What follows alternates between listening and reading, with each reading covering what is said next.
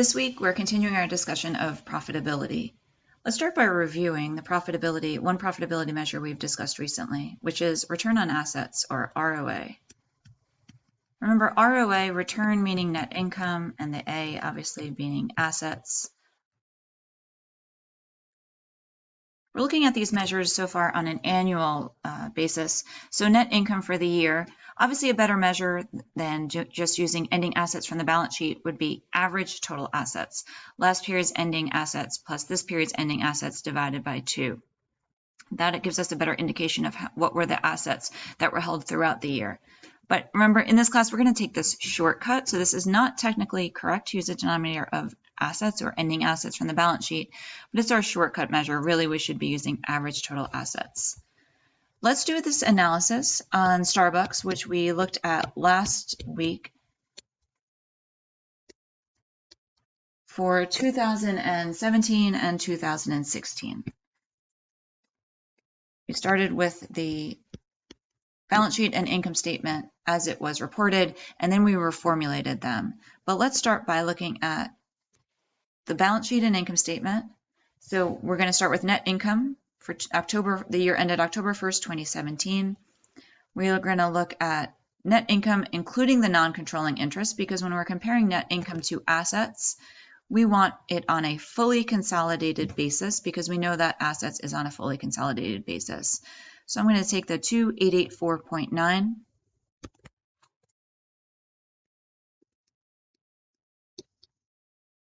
divided by total assets from the balance sheet of 14,365.6.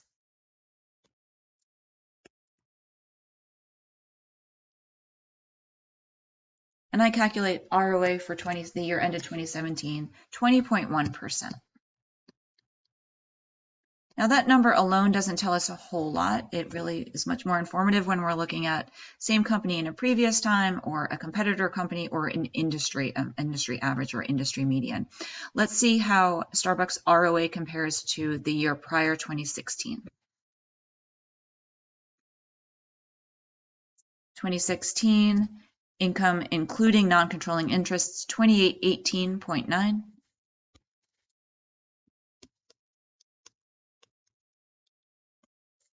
That was generated from total assets of 14,312.5.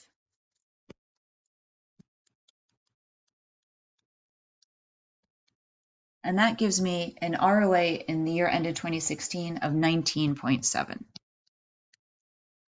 So what does this tell us? In 2017, for every dollar that Starbucks invested in assets, it generated 20.1 cents in net income. Compare that to 2016, when for every dollar invested in assets, the company generated 19.7 cents in net income. So we see that there was a decline in ROA, and we know that we can break down ROA into its two components in order to get a closer look at what may have caused this decline in return on assets. So remember, we said that return on assets is equal to, can be looked at as profit margin multiplied by asset turnover. Profit margin defined as the company's sales divided by, net income divided by sales.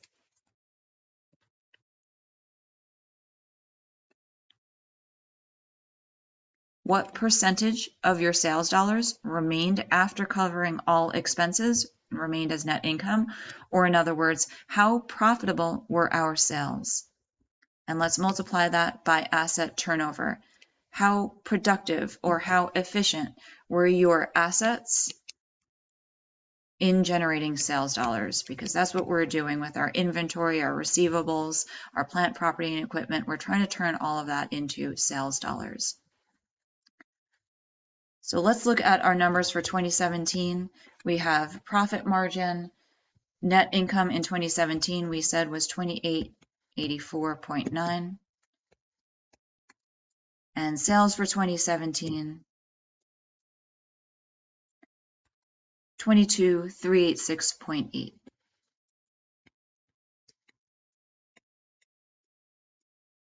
This is the profit margin. Let's multiply that by asset turnover. We said that sales were 22,386.8, and total assets we said were 14,365.6. This works out to be a profit margin of 12.9% applied towards asset turnover of 1.56. So for every dollar in sales, the company kept 12.9 cents as net income.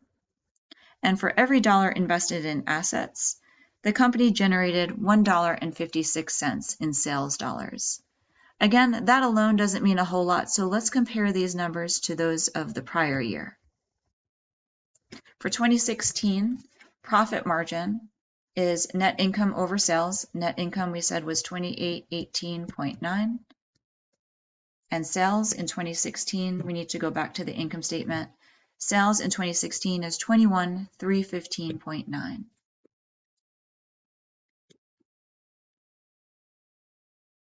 When I work this out, I get a profit margin in 2016 of 13.2%. Let's compare that to the profit margin the previous year. What can we say? In 2017, the profit margin was lower than 2016, or our sales dollars were less profitable. Fewer sales dollars remained as income in 2017 as compared to 2016. But we know the answer to this. We know that our return on assets ends up being higher in 2017 than it was in 2016. So what can we say about our asset turnover in 2016? Must it be higher or lower in 2016 compared to 2017? If profit margin was higher in 2016 than 2017, and yet the end result of ROA is lower in 2016 than 2017, I'm expecting to see that my asset turnover is lower in 2016 than it was in 2017. Let's put our numbers in and compute this and confirm that. Asset turnover is sales, which we said was 21,315.9, and total assets we said was 14,312.5. So asset turnover works out to be 1.49. In 2016, for every dollar that Starbucks invested in its assets, it generated $1.49 of sales, so almost $1.50 in sales. When we multiply these two out, in 2017, 12.9% times the asset turnover of 1.56, we get the ROA of 20.1%. And in 2016, we multiply the 13.2% profit margin times the 1.49 asset turnover to get return on assets of 19.7%. So what's the takeaway here as the manager in 2017?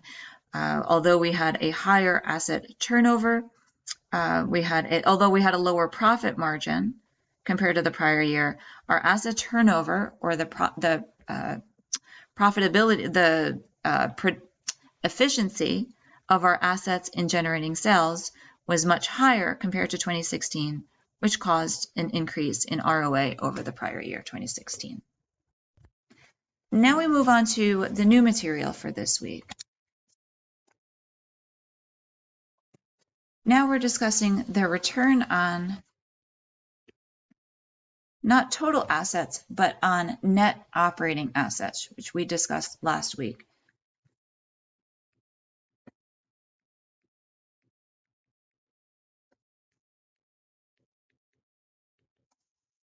And although if we follow the same convention that we did for ROA, return on, instead of assets saying net operating assets, we don't use that exact convention.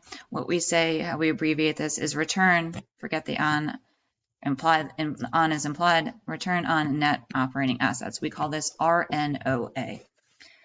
And why do we take a look at operating or net operating assets rather than simply ROA? It's important because companies create value mainly through the core operations of the business. So we want to know how well our operating assets, such as inventory, accounts receivable, plant, property, and equipment, less our operating liabilities, such as accounts payable and accrued liabilities, are generating operating income on an after-tax basis. So that's a lot there. Let's start out by writing out our NOA, return on net operating assets, is equal to our net operating profit after tax divided by our net operating assets.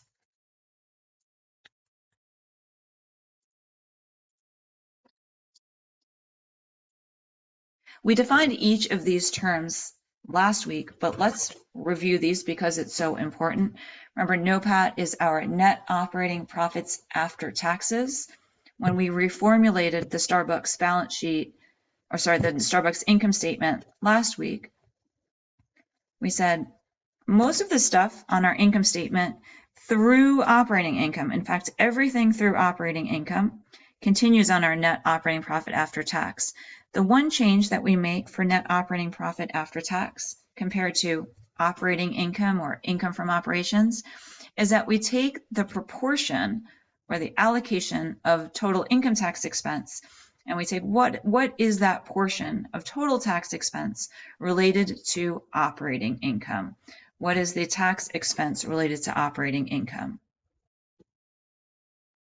So remember, net operating profit after tax is equal to our income from operations, straight from the income statement, and from that we subtract out the allocated portion of our income tax expense, or the tax on income from operations. But we're not given the tax expense on operating income, so we calculate that, we take an allocation, and that's going to be equal to our total tax expense, or sometimes we see the term provision for taxes, total tax expense divided by pre-tax income, or income before taxes.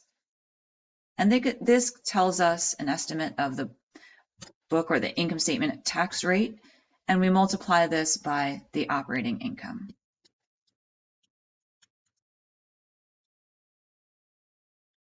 And the income from operations less that allocated portion of the tax expense gives us our net operating profit after tax. And that goes into our numerator. What about those net operating assets?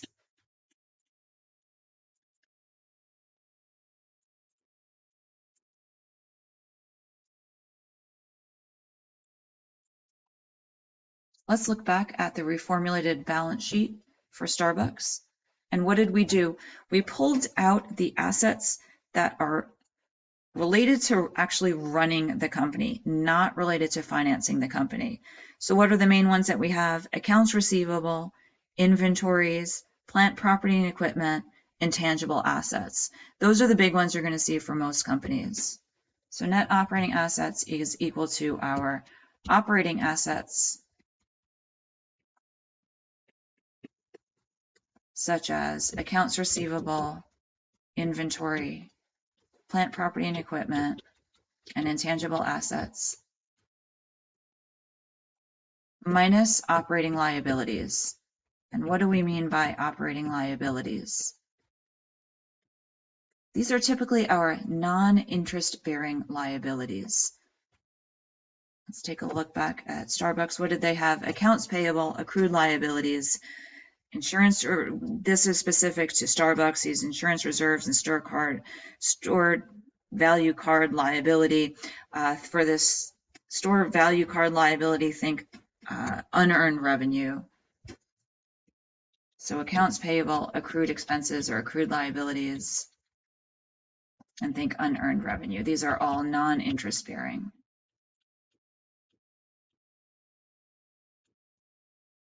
This gives us our net operating assets. What is not included in net operating assets? What's not included is all our financing stuff. Cash, short-term investments, long-term investments, stuff that we're holding to earn either interest revenue or investment income, less all interest-bearing debt, notes payable, current portion of long-term debt, and then long-term debt. What's not included from the income statement? all the stuff that we see in the non-operating section of the income statement, interest income and other income, interest expense, gains and losses on sales of long-term assets, all of these items are not part of operating income, and so they are ignored when we're doing our return on net operating assets. Let's go back to our analysis of Starbucks for 2017 and 2016, and let's look at Starbucks return on net operating assets. Net operating profit after tax divided by net operating assets. In 2017, the net operating profit after tax was $2762.8.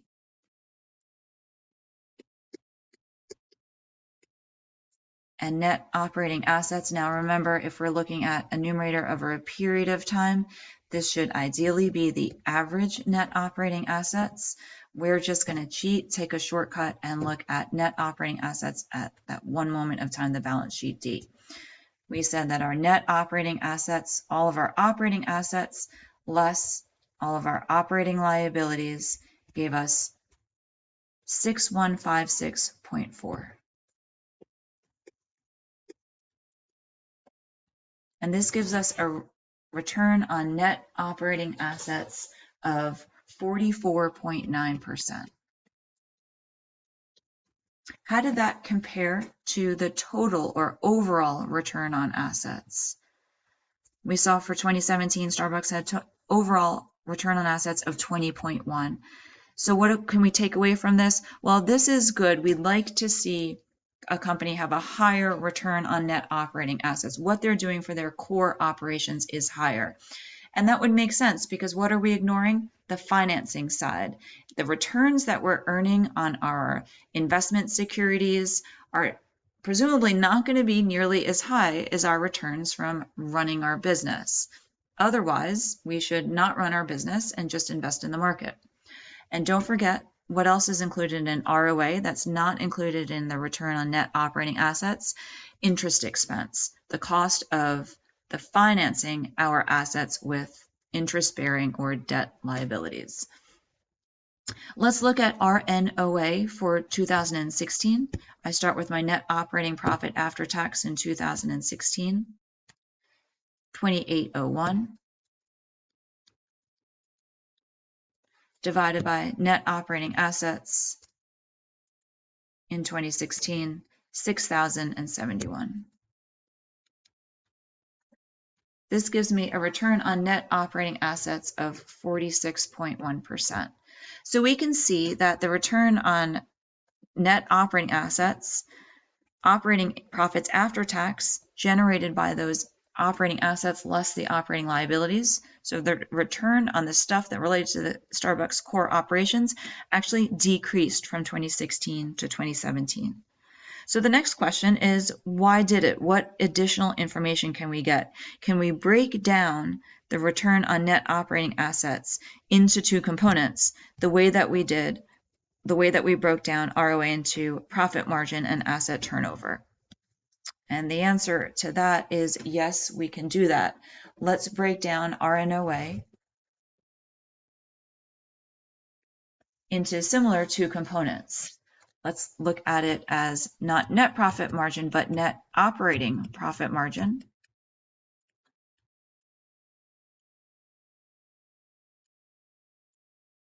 Multiplied by, as you would guess, the net operating asset turnover.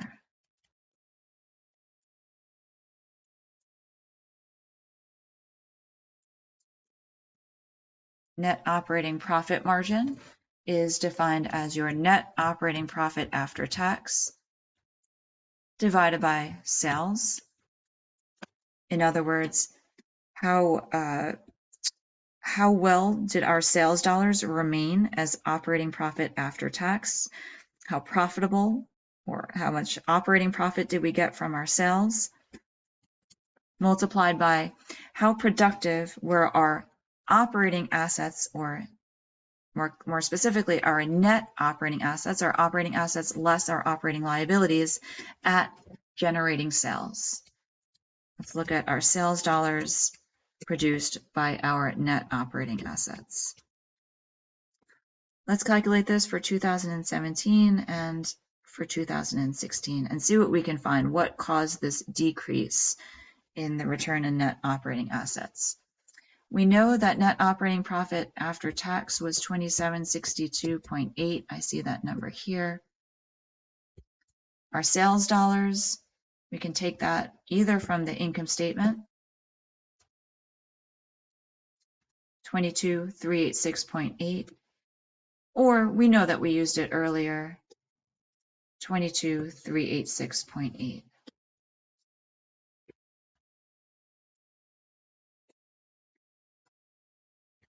And we get that the net operating profit margin was 12.3%. Let's continue by looking at the net operating asset turnover. We know that sales are 22,386.8. How much sales was generated off of the net operating assets of 6156 up here, 0.4. And this works out to be 3.64. So if we multiply the 12.3% by the 3.64, we should get the return on net operating assets of 44.9%. These numbers alone don't tell us too much. Let's compare the profit margin, the operating profit margin, and the operating asset turnover numbers for 2016 in this column here. 2016 net operating profit margin, we said, was 2801 divided by sales of 21315.9.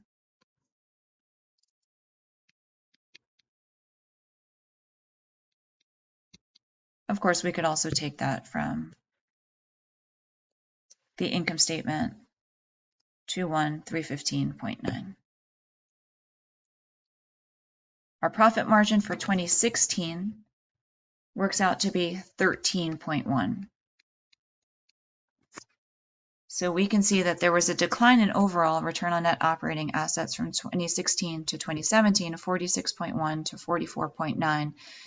We can see that part of this is due to the fact that our sales were less profitable in 2017 than they were in 2016. 13.1 cents of every sales dollar remained as net operating profit. 13.1 cents of every sales dollar remained as net operating profit in 2016, whereas only every dollar of sales revenue only ended up as 12.3 cents of net operating profit after tax in 2017. Let's look at how net operating asset turnover changed across the period.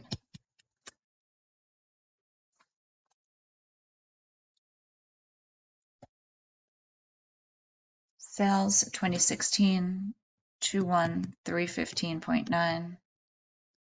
Net operating assets for 2016. We can scroll up to find where we've used that number before. Or we can go to our formulated balance sheet. Net operating assets 6071.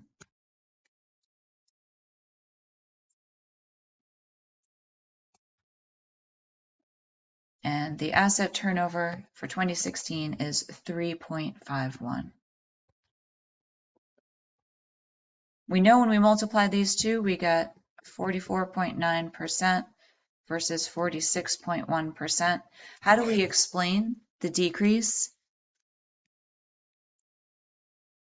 in return on net operating assets over the period? We can say, although the asset turnover increased from 2016 to 2017, the profitability of our sales dollars, the return that we received from a net operating profit after taxes, decreased enough to lower our overall return on net operating assets. And this concludes this week's video.